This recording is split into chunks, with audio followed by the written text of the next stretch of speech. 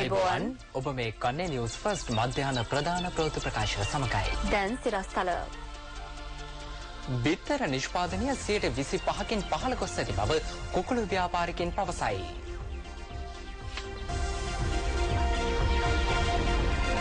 කැලණි ගඟට ලවණ ජලය එක්වීම වැළැක්වීම සඳහා බාධකයක්. ඉරාන යුරේනියන් බලගැන්වීම වැළැක්වීමට ලෝක බලවතුන් යෝජනාවලියක් ගෙනෙයි.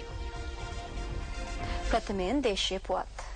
පසුගිය දින 4 තුල මෙරට කුකුළු බිත්තර නිෂ්පාදනය 25%කින් පහළ ගොස් ඇති බව සමස්ත ලංකා කුකුළු ව්‍යාපාරිකයන්ගේ සංගමය පවසනවා. එහි සභාපති ආචාර්ය ඩී.ඩී. වනසිංහ මහතා ප්‍රකාශ කළේ මේ හේතුවෙන් බිත්තරයක තොග මිල රුපියල් 2කින් පමණ ඉහළ ගොස් ඇති බවයි. පසුගිය සිකුරාදා වන විට බිත්තරයක තොග මිල රුපියල් 5.50ක අගයක පැවති අතර අද වෙන විට එහි මිල රුපියල් 7.50ක්. කෙසේ වෙතත් කුකුළු ගොවිපළ හිමියන්ගේ නිෂ්පාදන පිටිවැයට සරිලන මිලක් මෙතෙක් නොලැබෙන බවද වනසිංහ මහතා ප්‍රකාශ කළා. ये सिकुरादा मतलब बृहस्पतिंदा 5:50 තිබ්බේ. ඒතරේක එකපාරට මේ 7:50ට වගේ මිලකට ලැබුණේ මොකද කියන එක. දැන් මේක අපි විශ්ලේෂණය කරලා බලනකොට අපිට පේන්නේ 5:50ට බිත්තර තිබුණේ අධි නිෂ්පාදනයක් තිබෙන නිසා. ඒකට මේ ගොවින් එකතු වෙලා මොකද කරේ? බිත්තර නිෂ්පාදනය කරන කිලෝ විශාල ප්‍රමාණයක් මසට නිකුත් කරා. ඊළඟට කුකුල් කෑම මිල අධික නිසා ගොවින් කරේ කෑම වල ගුණාත්මක භාවය අඩු කරා. එතකොට කෑම වල මිල අඩු කරගන්න. ඒ නිසා ඒ බිත්තරතර අපකල විමසීමකදී පශු සම්පත් හා ග්‍රාමීය ප්‍රජා සංවර්ධන අමාත්‍යාංශයේ ලේකම් ඒ.එම්.ටී. කේන්දරකම් මහතා ප්‍රකාශ කළේ බිත්තර නිෂ්පාදනය පහළ ගොස් ඇති බවට කෙරෙන ප්‍රකාශ පිළිගත නොහැකි බවයි. මිල වැඩිවීම උනේ දවස් 2-3ක් ඇතුළත. ඉතින් දවස් 2-3ක් ඇතුළත බිත්තර නිෂ්පාදනය පහළ බැසීමක් වෙන්න විදියක් නැහැ. අනිත් එක බිත්තර සත්ව කුකුල් ආහාරවල මිල ගණන් ලොකු වෙනසක් මේ දින කිහිපය තුළ සිද්ධ වුණේ නැහැ. ඒක නිසා මේක නිෂ්පාදනය අඩුවීමක් නිසා නෙමෙයි ඇත්තටම. පාසල් වලට බිත්තර ලබා දීම නිසා ඒක ඉල්ලුම වැඩි වුණා. අනිත් එක සාමාන්‍ය මම හිතන්නේ සමහරට ලොකු තොග තිබ්බනම් දැන් ඒවා ඉවර වෙලා සාමාන්‍ය තත්ත්වයට පත් වෙලා. ඒකයි හේතුව. මේ අතර රජය නිසි මැදිහත්වීමක් නොකළහොත් නිෂ්පාදනය පහළ යාම හේතුවෙන් ඉදිරියේදී බිත්තර මිල දැරිය නොහැකි අයුරින් ඉහළ යාමේ අවධානමක් පවතින බව සමස්ත ලංකා කුකුළු ව්‍යාපාරිකයින්ගේ සංගමේ සභාපති ආචාර්ය ඩී.ටී. වනසිංහ මහතා පවසනවා. කියන්නේ සත්පාලන අමාත්‍යාංශය සහ දෙපාර්තමේන්තුව එකතු වෙලා ගොවීන් එක්ක සාකච්ඡා කරලා මේකට සම්මුතියකටපත් කිරීමට යම්කිසි විද්‍යාත්මක ක්‍රියාමාර්ගයක් ගත යුතුයි කියලා. ඊට ප්‍රතිචාර දැක්වූ පශු සම්පත් හා ග්‍රාමීය ප්‍රජා සංවර්ධන අමාත්‍යාංශයේ ලේකම් ඒ.එම්.ටී. කේන්දරකම් මහතා. කිසි විදියකින් එවැනි තත්ත්වයකට පත් වුණොත් රජයක් විදිහට අපි මොන හරි අපිට ගත යුතු පියවර ගන්නවා.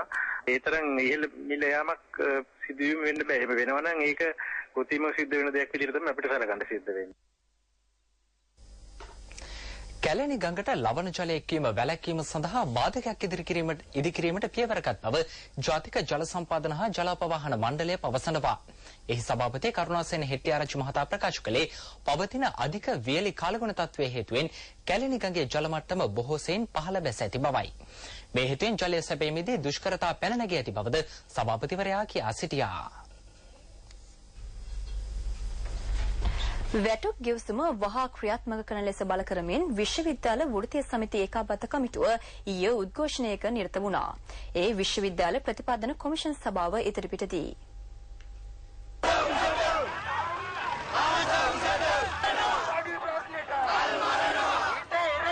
විශ්වවිද්‍යාල අනධ්‍යයන සේවක වැටුප් විෂමතා ඉවත් කිරීමට අත්සන් කළ ඒකාබද්ධ වැටුප් ගෙවසුම ක්‍රියාත්මක කරන ලෙස බල කරමින් මෙම උද්ඝෝෂණය පැවැතුණා. විශ්වවිද්‍යාල ඒකාබද්ධ වෘත්තීය සමිති කමිටුවේ සමලේකම් ධම්මිකේස් ප්‍රියන්ත මහතා පැවසුවේ එම වැටුප් විෂමතාවයේ නිවැරදි කරන ලෙස බල කරමින් මේ වසරේ පෙබරවාරි මාස 29 වනදාද වෘත්තීය සමිති ක්‍රියාමාර්ගයකට එළඹි බවයි. එහිදී උසස් අධ්‍යාපන අමාත්‍යාංශයේ නිලධාරීන් සහ ජාතික වැටුප් හා සංඛ්‍යාලේඛන කොමිෂන් සභාවේ නිලධාරීන් සමග සාකච්ඡාවක් පැවැත්වීමට තම කමිටුවට හැකි වූ බවද ධම්මිකේස් ප්‍රියන්ත මහතා සඳහන් කළා. ඔහු පැවසුවේ එහිදී මෙම වැටුප් ගිවිසුමට අත්සන් වූ බවයි. එහෙත් මෙතෙකිය ක්‍රියාත්මක නොවූ බවත් ඒ සම්බන්ධයෙන් ඉල්ලා සිටි සාකච්ඡා අවස්ථා 3කදී කල් ගිය හේයින් නැවතත් මෙම වෘත්තීය සමිති ක්‍රියාමාර්ගයට එළඹීමට සිදු වූ බවත් ධම්මිකේස් ප්‍රියන්ත මහතා පැවසුවා. අකමැත්තෙන් වත් අද අපට සිද්ධ වෙලා තියෙනවා නැවතත් වෘත්තීය අරගලයට අවතීර්ණ වෙන්න. අපි එම නිසා බලධාරීන්ට ඉතාමත්ම පැහැදිලිව ඉල්ලීමක් කරනවා. මේ කෙරෙහිගේ අවධානය යොමු කළා කරුණාකරලා මීට මැදිහත් වෙලා මේ සමස්ත විශ්වවිද්‍යාල පද්ධතියකම අකර්මණ්‍ය වීමට මත්තෙන් නැවතත් සාකච්ඡා කළා මීට විසඳුම් ලබා දෙන්න කටයුතු කරන්න කියලා. බන්ධනාගාරගතව සිටින LTT සැකකරුවන් නිදහස් කරන ලෙසට බල කරමින් වවුනියාව නගර සභා පිටියේදී අද පෙරවරුවේ විරෝධතාවක් ආරම්භ කෙරුණා. ප්‍රදේශීය බාර උසස් පොලිස් නිලධාරියෙක් සඳහන් කළේ එම විරෝධතාවට ද්‍රවිඩ දේශපාලන පක්ෂ කිහිපයක දේශපාලඥයින් ඇතුළු පිරිසක් එක්ව සිටින බවයි. ඔවුන් සාමකාමීව විරෝධතාවයේ නිරත වන බවද පොලිසිය පැවසුවා. ගජමුතු දෙකක් ළඟ තබාගෙන සිටි සැකකරුවන් දෙදෙනෙකු අත්අඩංගුවට පත්ව තිබෙනවා. හැටන් කොට්ටාස විශේෂ කාර්යාංශයට ලැබුණු තොරතුරක් මත ඊයේ සවස 6ට පමණ මෙම වැටලීම සිදු කර තිබෙනවා. එහිදී අත්අඩංගුවට ගෙන ඇත්තේ ගිනිගත් හෙන්න පොල්පිටිය පදිංචි තේවාත්තක මොරකරුවෙක් සහ තවත් පුද්ගලයෙක්. හැටන් පොලිසිය විසින් වැඩිදුර පරීක්ෂණ ක්‍රියාත්මකයි. උඩවලව ජාතික වනෝද්‍යානයට යාබතව නව වනෝද්‍යානයක් ඉදිකිරීමට මූලික කටයුතු ආරම්භ කර තිබෙනවා. ඒ ජාතික වනෝද්‍යාන දෙපාර්තමේන්තුවේ සහ සබරගමුව පළාත් සංචාරක අමාත්‍යාංශයේ මැදිහත් වීමෙන් බලංගොඩ සිට කල්තොට මාර්ගයේ කිලෝමීටර 18ක දුරක් ගමන් කළ විට මෙම වනෝද්‍යානයට පිවිසිය හැකියි.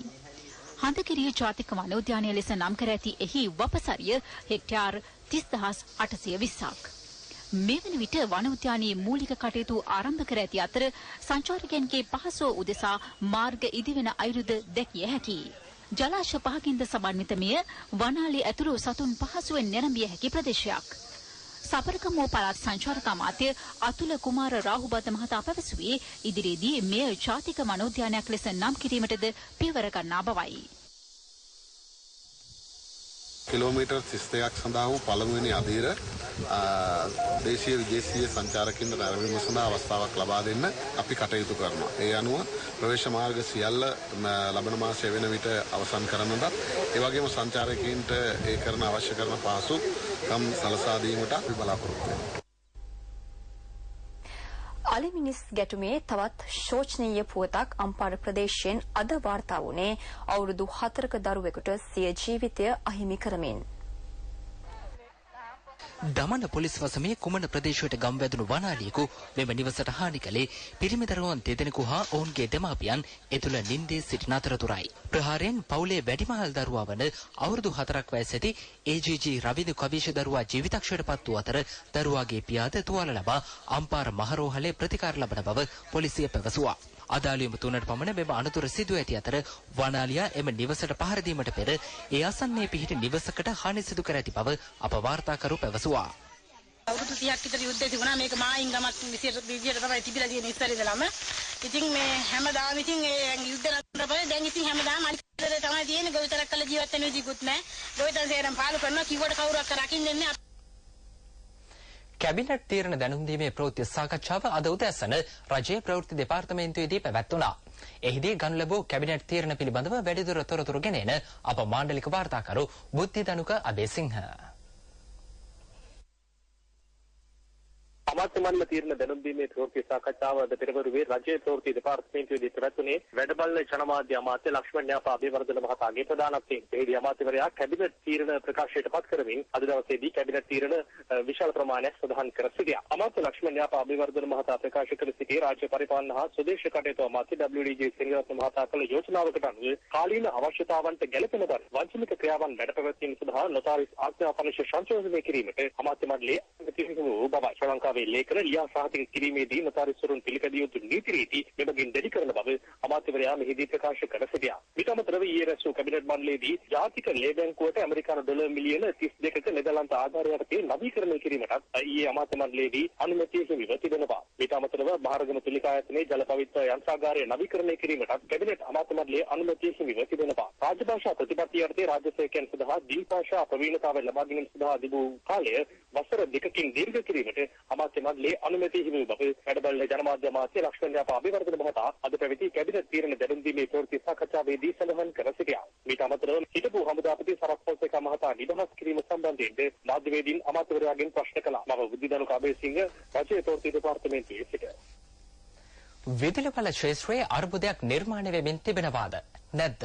මේ සම්බන්ධයෙන් ඔබට අපගේ වෙබ් අඩවියට අදහස් දැක්විය හැකියි. අර්බුදයේ විසඳීම සඳහා මැදිහත් වීමක් කර තිබෙනවාද නැද්ද? මේ සම්බන්ධයෙන්ද ඔබගේ මතය දැක්විය හැකියි. පිවිසන්න අපගේ වෙබ් අඩවියට www.newsfirst.lk. කාලගුණ තත්ත්වය හා එහි බලපෑම් හමුවේ විදුලිබල ක්ෂේත්‍රයේ මතුව ඇති තත්ත්වය පිළිබඳව සවිස්තර වාර්තාවක් අද රාත්‍රියේ ප්‍රධාන ප්‍රවෘත්ති ප්‍රකාශයෙන් විකාශය කරන අතර ඉන්පසු ඔබගේ අදහස්ද ඉදිරිපත් කිරීමට අප සූදානම්. රටක සංවර්ධනයට මහාමාර්ග ඍජු දායකත්වයක් සපයනවා. ඒ නිසාම මගනැගුම ගමනැගුම වැනි විවිධ වැඩසටහන් යටතේ මහාමාර්ග සංවර්ධනය වන අයුරු දැකිය හැකියි. එහෙත් එම වැඩසටහන් වල අවධානයට යොමු නොවූ මාර්ගයක් පිළිබඳව මේ පුවත වාර්තා වන්නේ බදුල්ල දිස්ත්‍රික්කයෙන්. බදුල්ල වැල්ගොල්ල පොල්ගහ ආරාව සිට එගොඩගම වෙත වැටි ඇති මාර්ගය නාය යාමට ලක්ව විනාශ වුණේ ඉකුත් වසරේ ජනවාරි මාසයේදී.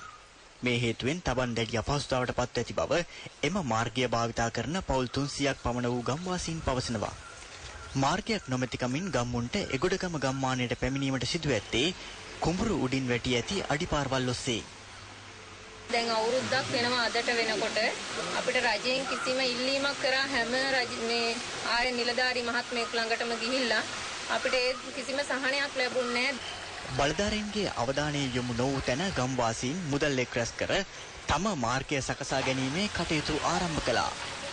මැති අමතිවරුන්ට කිව්වා ඒ කිව්වට අපි ගැන මේ හිත යොමු කරලා අත් වශයෙන්ම මේ වැඩේ කෙරිච්ච නැති නිසා අපේ මේ ගම්වාසීන් වෙනුවෙන් අපි පොඩි මුදලක් එකතු කරලා මේ වෙනකොට අපි මේ ස්පේටර් යන්ත්‍රයක් දාලා කපන්න හේතුව.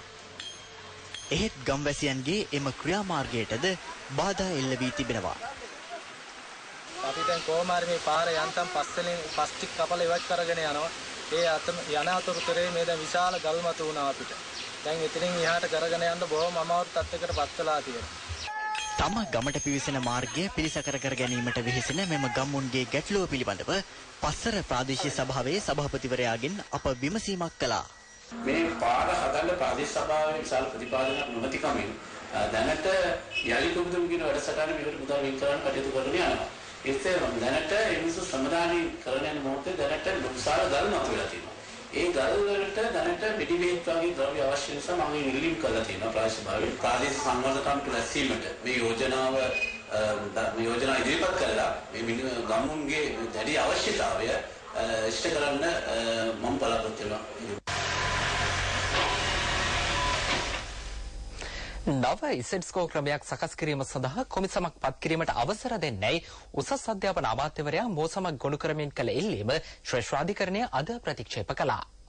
උසස් අධ්‍යාපන අමාත්‍යවරයා එම මෝසම ගොනු කර තිබුණේ 2011 වසරේ පැවැත් වූ අධ්‍යයන පොදු සහතික පත්‍ර උසස් පෙළ විභාගයේ ප්‍රතිඵල වැරදි බව පවසමින් සහ එම ප්‍රතිඵලයේ අහෝසි කරන ලෙස ඉල්ලා සිසුන් 16 දෙනෙකු සහ ලංකා ගුරු සංගමයේ ඉදිරිපත් කළ මූලික අයිතිවාසිකම් පෙත්සම විභාග කර එහි තීන්දුව දීමට දින නියම කර තිබියදී.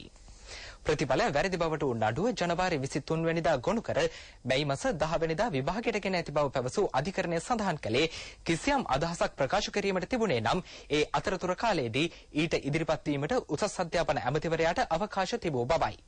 එසේ නොකර නඩුවේ තීන්දුව සඳහා දින නියම කර තිබෙදී මෙවැනි මෝසමක් දැමීමට උසස් අධ්‍යාපන අමාත්‍යවරයාට කිසිදු බලයක් නොමැති බව විනිසුරු මඩුල්ල පැවසුවා.